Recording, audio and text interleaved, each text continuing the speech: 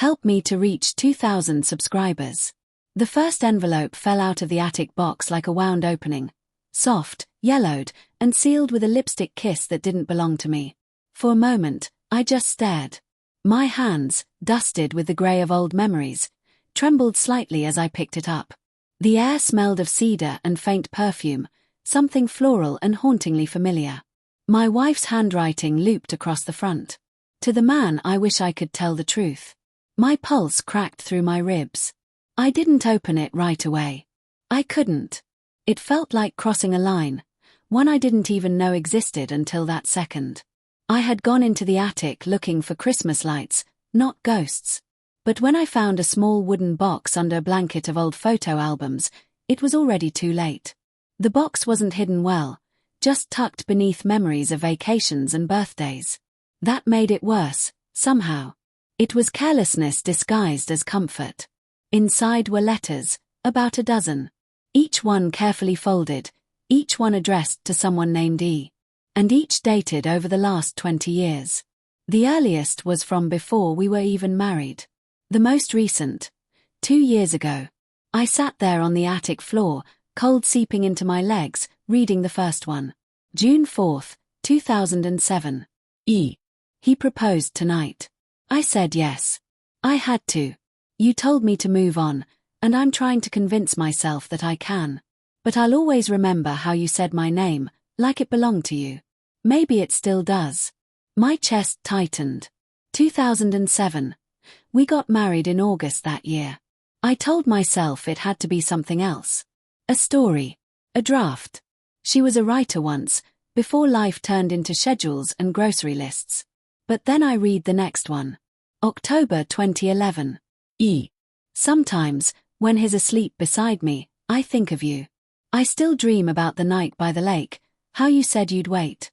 I wish you hadn't meant it. The attic lights flickered. I could hear my own breathing now, uneven, ragged, small. I didn't want to believe it.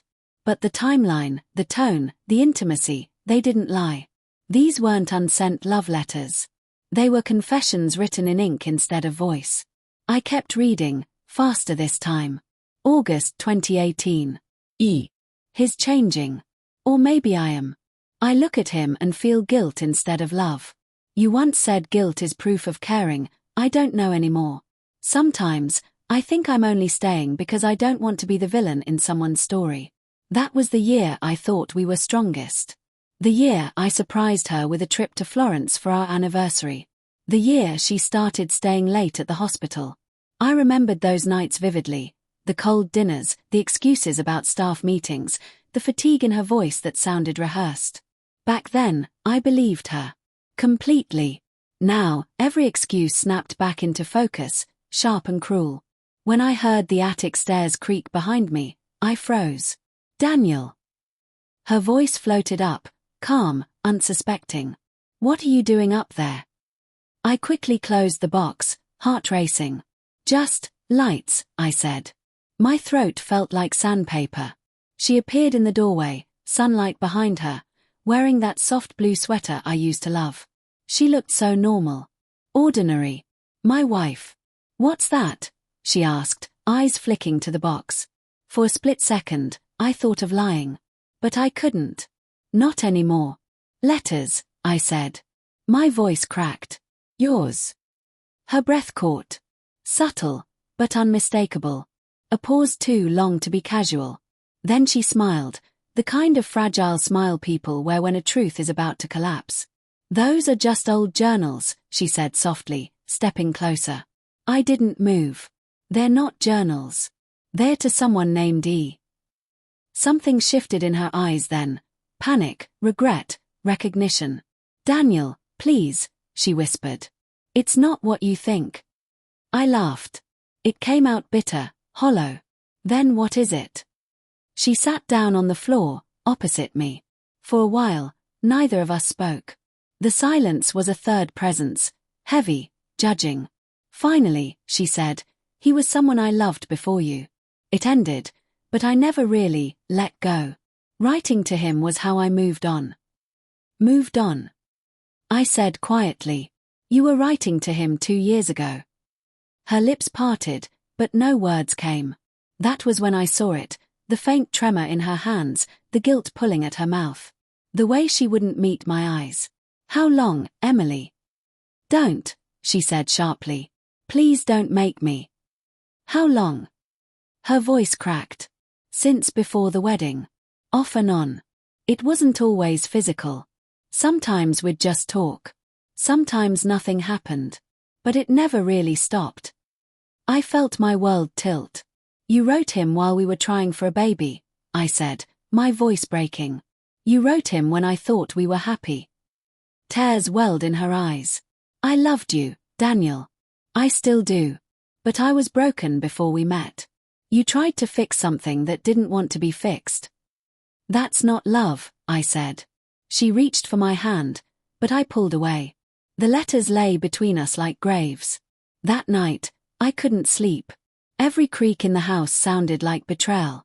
Every memory replayed itself through the lens of deceit. I walked outside, barefoot on cold grass, staring at the faint light in her office window.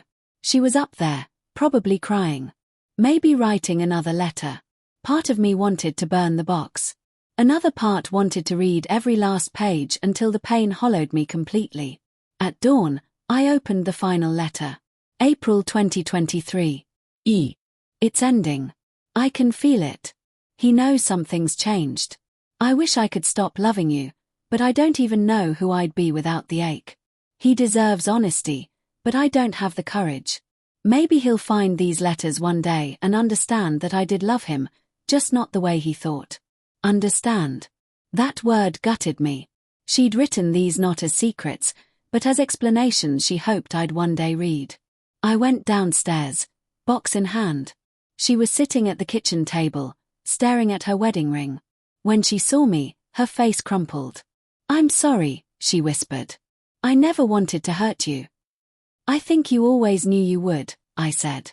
She didn't argue. We sat there, two people bound by years, undone by words written in another man's name. I placed the box on the table. "You can keep them," I said. "They belong to your past." "And us?" she asked, voice trembling. I looked at her, the woman I loved, the stranger I'd married. "I don't know," I said finally. "Maybe we're just another letter you never meant to send."